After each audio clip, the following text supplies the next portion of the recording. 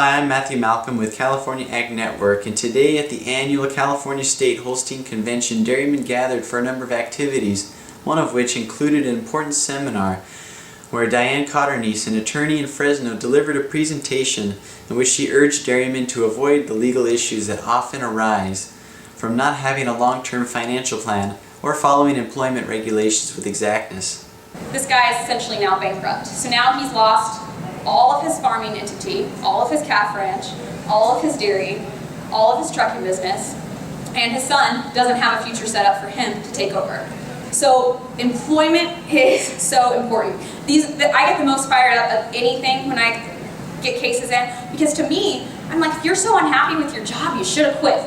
But unfortunately, the great state of California disagrees with them on that. And they think that if I'm a boss and I'm not physically telling my employees to go take a break or go take lunch, then I'm the one who's at fault here.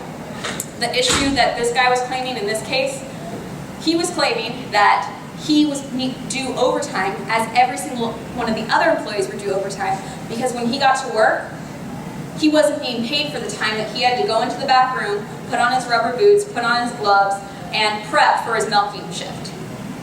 That 10-minute period was enough that essentially shut down this entire operations. One of the things that we talked about were the employment aspect of things and how certain times there are more issues than you think about, and one of those being what happens when someone passes and what type of employee issues there are.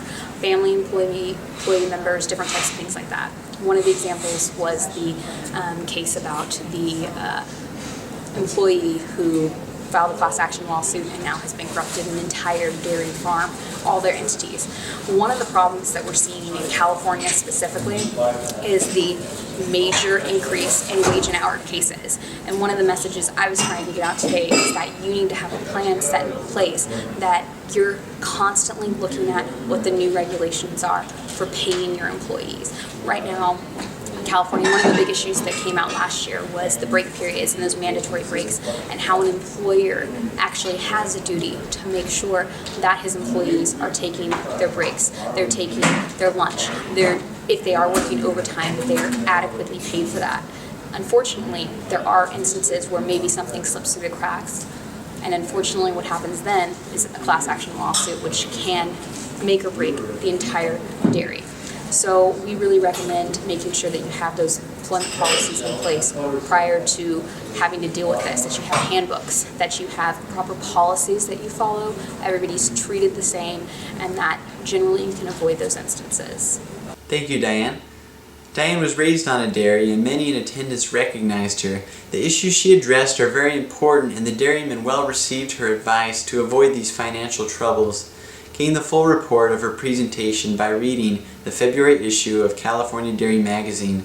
I'm Matthew, CaliforniaAgNet.com.